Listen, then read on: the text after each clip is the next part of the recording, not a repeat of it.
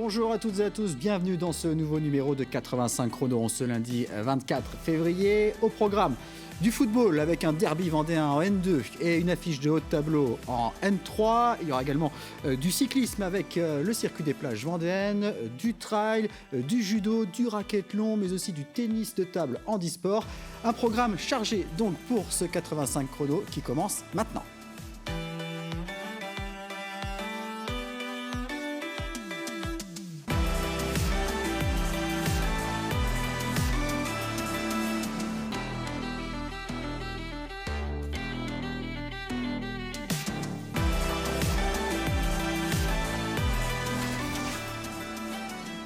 Et on débute donc avec du football et le championnat de National 2, la 20e journée. Et un derby vendéen vendredi soir au stade Henri Desgranges de La Roche-sur-Yon entre La Roche VF et les Herbiers. Une première occasion dès la première minute pour les Herbretais qui évoluaient en blanc avec une tentative de Keita contrée. C'est donc un corner pour le VHF. Et sur ce corner au deuxième poteau, Benjamin Brélivet trouve le chemin des filets grâce à une tête plongeante. Ça fait 1-0 pour les Herbretais. À la 5e minute, La Roche VF a l'occasion d'égaliser sur corner également avec une tête de Villette. Allemand ne parvient pas à reprendre le ballon. Ce n'est que partie remise puisqu'à la 13e minute, Axel Dabin remporte son duel face au gardien d'une frappe croisée et égalise un but partout.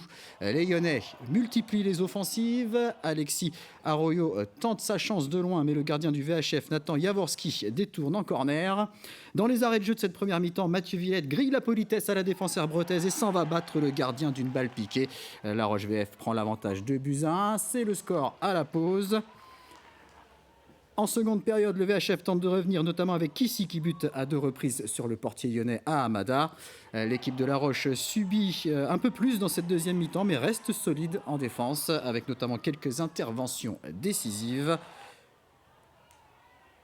Notamment cette intervention de Thomas Allemand. En toute fin de match, Motmora a la balle de break au bout du pied, mais manque le cadre. Score final 2-1. On écoute les réactions des deux entraîneurs au micro de Quentin Gaborio. On a fait beaucoup d'efforts en première mi-temps, on a fait une bonne première mi-temps. La deuxième, par leur jeu long un peu plus long, c'est vrai qu'ils nous ont acculés un peu plus derrière. On avait de l'espace entre nos lignes, donc, et la lourdeur du terrain n'a pas facilité le fait de pouvoir enchaîner les efforts de l'autre côté. On voyait que les acteurs souffraient, que ce soit des deux côtés, mais bon, forcément quand on est mené, on a un peu plus d'énergie et d'allant d'aller chercher quelque chose en plus. Mais c'est vrai que voilà, on a subi, on a résisté, on a souffert, ça c'est sûr, on a souffert, mais voilà, notre gardien n'a pas d'arrêt non plus à faire décisif, donc ça veut dire qu'ils ont eu le ballon, ils l'ont mis dans notre partie de terrain, voire dans notre surface, mais à l'arrivée, Imba n'a pas été trop sollicité non plus, quoi. Pour l'instant, c'est la victoire qui prédomine ce soir, quoi. On fait une bonne entame en marquant très vite sur coup de pied arrêté. Ensuite, je trouve qu'on a... Alors déjà, on a donné les 2 buts. On est mal placé sur 2 ballons longs. Le premier, on doit anticiper le ballon long et on ne l'anticipe pas. Et le second, j'ai un joueur qui joue la ligne et l'autre qui ne joue pas. Donc forcément, c'est compliqué. Donc c'est 2 buts qu'on a donnés à l'adversaire aujourd'hui, qui avait pas mal de choses à corriger à la mi-temps. Et je trouve qu'on fait une meilleure seconde. On est chez eux, peut-être pas assez... je dirais créatif et pas assez d'occasions nettes, mais on a essayé. Donc ce soir c'était un soir difficile, dans un match très moyen, j'ai trouvé de N2, mais on n'a pas été nous à la hauteur de ce qu'on était capable de faire ces dernières semaines. Allez, on regarde le classement de cette poule de N2 avec La Roche VF qui est 11e avec 2 matchs en retard. Les Herbretais sont en 7e position avec 1 match en retard. Le Poiré-sur-Vie battu à Saint-Privé 1-0 est toujours décroché à la dernière place. Prochaine journée samedi prochain. Mais avant cela, La Roche VF jouera mercredi l'un de ses matchs en retard sur la pelouse de Saumur. On descend d'un étage pour s'intéresser au championnat de National 3 avec la 17e journée. Fontenay recevait Vitré samedi au stade Emmanuel Murzeau. Les Vitréens en jaune, leader du groupe B. Les Fontenaisiens en bleu se montrent dangereux avec Dion Da Silva, puis avec Ulrich Mailly qui voit sa frappe captée par le gardien. Nouvelle tentative du VFF à la 16e minute avec Mehdi Belbachir et nouvel arrêt du gardien de Vitré. 35e minute sur une passe en retrait de Fromagette. Da Silva envoie le ballon dans les airs. Nouvelle occasion pour les hommes de Loïc Lambert à la 36e à la suite d'un corner renvoyé par le gardien. La reprise puissante de Bislo n'est pas cadrée. Et malgré une dernière offensive fontenaisienne, aucun but n'est marqué dans cette première période. Vitré se montre plus dangereux en début de deuxième mi-temps et Renou, le gardien de Fontenay, doit s'interposer à 2 reprises. 62e minute, Thomas Romero débloque la situation. Sa frappe fait mouche, ouverture du score de Fontenay, 1-0.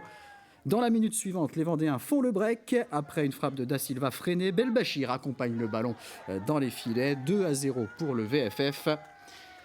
Mais 10 minutes plus tard, Vitré réduit l'écart grâce à une tête de Lemétayer. Ça fait 2-1. Et le Vitréen Malo Lemétayer qui récidive 2 minutes plus tard, toujours de la tête à la réception d'un coup franc. Les Bretons égalisent à 2 partout. Et on en restera là. Fontenay ne parvient pas à reprendre l'avantage. On va écouter les réactions d'après-match au micro de Thibaut Grasset. On a assisté à un bon match, vraiment de haut de tableau. Il est clair qu'on avait fait plutôt le nécessaire en première mi-temps, même si on a été peu efficace. On aurait dû être beaucoup plus efficace. Et sur la deuxième, on a le bonheur de mener 2-0. On pense que le match est plié et on aurait dû à ce moment-là fermer le jeu et emporter les 3 points qui je pense, nous tendaient les bras. Ça reste un bon résultat parce qu'on recevait le leader et qu'on était chez nous. Donc on reste invaincu chez nous. On reste malgré tout solide, mais le fait de marquer 2 buts et de gagner 2-0, on doit emballer le match et puis le plier. On a mis une grosse intensité dès le début du match. Ils nous ont laissé le ballon, donc on a su proposer des choses dans l'animation. Et c'est vrai qu'on aurait mérité en première mi-temps d'en mettre au moins une. On a eu beaucoup de situations de centre. Après, en deuxième mi-temps, avec le terrain, ils sont un peu plus découverts. On a subi aussi un petit peu. On mène 2-0 parce qu'on a profité un peu de nos temps forts. Et malheureusement, ça n'a pas suffi. 2-0, c'était un peu traite sur un contexte où on savait qu'il y avait une belle équipe en face qui était premier avant le match. On s'attendait à un gros match et puis ça a été un gros match, je pense, avec un bon match de haut niveau de N3 entre deux bonnes équipes. Le fait de revenir à 2-2, on est satisfait. Mais après, je pense que sur l'ensemble du match, c'est quand même un score assez logique parce qu'on a eu aussi beaucoup d'opportunités et d'occasions de marquer ce but. Et après ce match nul, Vitré reste leader de la poule B avec 2 points d'avance sur Fontenay, 3e. Chaland, qui a fait match nul à domicile, 2 buts partout face à Choret, est 5e, juste devant la Châtaigneraie qui est allé faire match nul sur le terrain de la réserve d'Angers, 1 but partout. 1 but partout également entre La Roche-ESO et Sablé. L'équipe de La Roche-sur-Yon, 10e au classement. Prochaine journée de National 3, le 8 mars. On poursuit avec du basket et la Wonderling féminine, la 17e journée. Une semaine après sa victoire face à Charnay, l'équipe de la Roche-Vendée Basket a été de nouveau renversante ce samedi à Landerneau. Menée de 17 points dans le deuxième quart-temps, les Lyonnaises se sont finalement imposées 68-67. Avec 5 victoires et 12 défaites, elles sont 11e au classement et se déplaceront à Villeneuve-d'Ascq le 8 mars. En handball, on jouait la 14e journée de National 1 féminine ce week-end et l'équipe de La Roche-sur-Yon s'est largement imposée à Celles-sur-Belle sur le score de 29-19. Avec la défaite de Rochechouart à Saint-Loubès, on retrouve 4 équipes à égalité en tête du classement avec 35 points. Rochechouart, Côte-Basque, Mérignac et La Roche-sur-Yon. Prochaine journée le 15 mars et les Lyonnaises iront défier Rochechouart-Saint-Junien. Et depuis toujours en handball chez les hommes en National 2, là aussi c'était la 14e journée. Pouzauges est allé faire match nul sur le terrain d'Angesco, 32 partout. Le PVHB 3e au classement avec 8 victoires, 2 nuls et 4 défaites. Le prochain match, ce sera samedi prochain à domicile, salle de l'Étoile face à Falaise 9e. Allez, des images de cyclisme maintenant avec la suite et la fin de la 38e édition du circuit des plages vendéennes que vous avez peut-être suivi sur l'antenne de TV Vendée. On commence avec les épreuves féminines après une première étape à Challans samedi remportée par Chloé Charpentier du team El Vertou. Un contre-la-montre par équipe avait lieu ce dimanche à Bretignolles-sur-Mer et sur un parcours de 24 km, c'est la formation Braise Ladies qui a été la plus rapide devant l'équipe Lady Namips Roche Vendée Cyclisme. On va écouter l'une des membres de l'équipe Braise Ladies, Heidi Gauguin. Vendredi, on avait remarqué que la fin était très très compliquée avec le vent, donc on a essayé aussi d'en garder pour la fin et de savoir qu'il fallait pas tout donner au début, quoi. On est vraiment contente de notre week-end. Hier, on a fait une course offensive, même si on n'a pas été récompensé par le résultat. Notre meilleure place c'est 5, mais là aujourd'hui, on a été super contente. On a toutes été collectivement très fortes. On s'est bien entendu. C'était notre premier chrono par équipe tout ensemble parce qu'on n'a pas eu l'occasion de s'entraîner avant, mais c'est une bonne première fois et ça donne beaucoup d'espoir pour la suite. Et du côté des hommes, le week-end a souri à l'équipe Arkea BNB Hotel qui a remporté le contre-la-montre samedi à Challans et qui a vu l'un de ses coureurs, Emmanuel Oukou, l'emporter dimanche sur le circuit de Bretignolles-sur-Mer. Après 146 km de course, il s'impose au terme d'un sprint massif, un sprint sur lequel l'Australien Matthew Fox a pris la 6e place. Le coureur du VC Rouen 76, vainqueur de la première étape à la Barre-de-Mont, termine en tête du classement général. On va écouter sa réaction. Yeah, I think it's fantastic to win. C'était ma première semaine avec une nouvelle équipe et je pense que c'était super bien, donc je suis très content. The new team, I'm very happy. Yeah, I think all of the team is super strong. Super bien parce que l'équipe est très très forte et c'est très bien parce qu'ils peuvent enchaîner entre différentes situations et donc il est très fier de faire partie de cette équipe. I'm honored to be a part of the team. Le prochain week-end, j'ai fait Saint-Hilaire et Route-Breton. Et après ça, je pense son commune, Juppé-Lillet. Et pour maintenant, ça c'est tout. Allez, quelques résultats dans différents sports maintenant avec le ring hockey. Tout d'abord, en National 1 Élite, lors de la 12e journée, la Vendéenne s'est imposée face à Quintin. Les Lyonnais sont 4e au classement à 4 points des 3 leaders. Le Poiré a partagé les points avec Roubaix, score final 2 buts partout. Le Poiré est 7e, prochaine journée le 15 mars. En hockey sur glace, c'était la 18e journée de division 2, la dernière de la phase régulière. L'équipe de La Roche-sur-Yon, le Hogli, s'est incliné à Vaujany-Grenoble 3-2. Les Lyonnais 5e vont débuter les playoffs dès samedi prochain face à Courbevoie. Les playoffs qui vont se disputer donc avec les 8e de finale au meilleur des 3 matchs. Et le match aller samedi aura lieu à La Roche-sur-Yon. Et puis en volleyball, lors de la 12e journée de National 3 féminine, l'équipe des Landgenusson s'est inclinée à domicile face à Saint-Brieuc 3-2.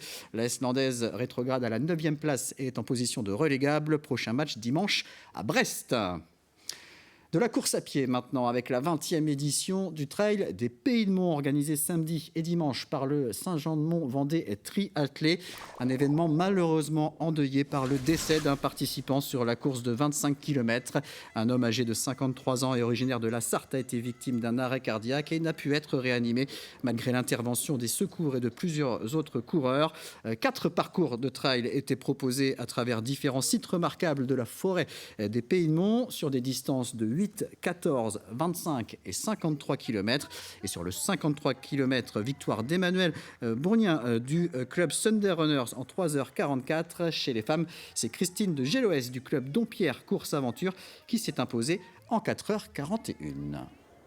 C'était vraiment une super course. En effet, on était 3 jusqu'on a creusé le trou à peu près au 10e kilomètre. On est resté à 3, on a un peu discuté, on s'est pris des relais. On se testait un petit peu. Moi, dès que c'était plat, c'est un peu ma force, on va dire, par rapport aux 2 gars derrière. J'accélérais. On a fait vraiment des bons kilomètres, à quasiment 3,30, 3,35, quand vraiment c'était plat. Ça a tenu jusqu'au bout et un super chrono, des bonnes allures, parce que vu le parcours, ça me fait 4,12, je crois, d'allure en moyenne. Moi, souvent, ce que je fais, c'est que première moitié de course, je trouve un coureur et je me mets en régulateur automatique derrière lui, qui a à peu près mon niveau. Et puis après, deuxième partie de course, là je bourrine un peu et je mets un peu plus de puissance. Et là, je joue plus cavalier seul. Non seulement les conditions étaient plus que favorables, mais on a surtout des grands champions. Par rapport aux estimations d'arrivée, ils étaient plus de 25 minutes avant le meilleur des programmes. Donc vraiment, on avait un beau plateau sur le 53, très fort.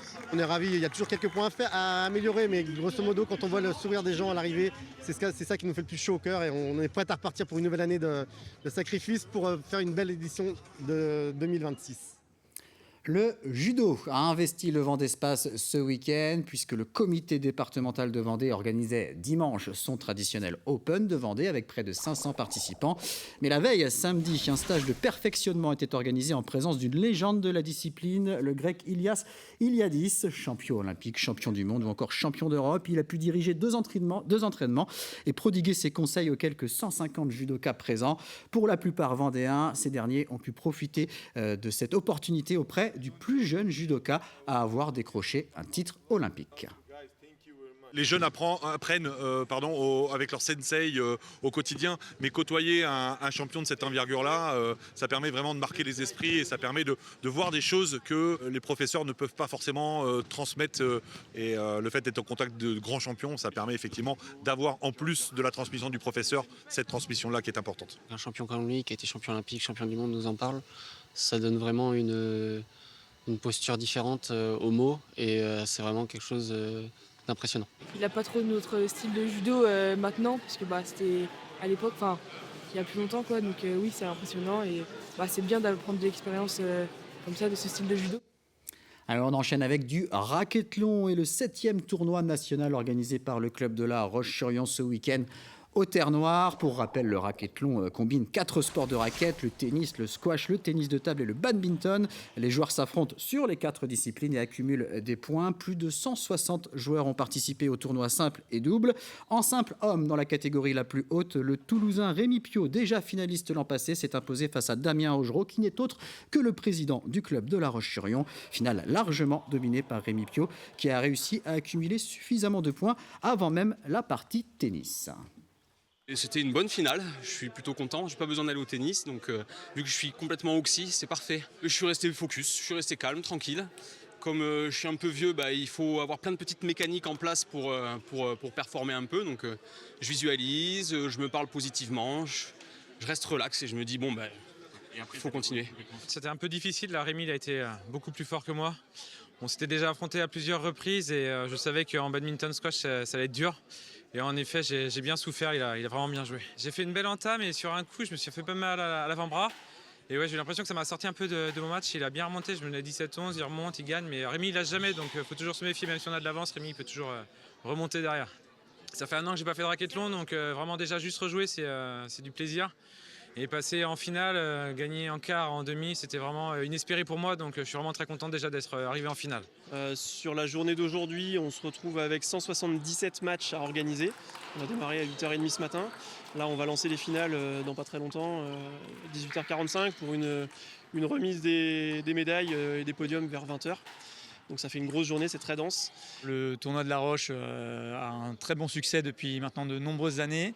C'est un tournoi qui amène 160 participants sur ce week-end, avec toujours des records de 150 sur les 2 jours. Voilà, c'est le 2e tournoi après Créteil.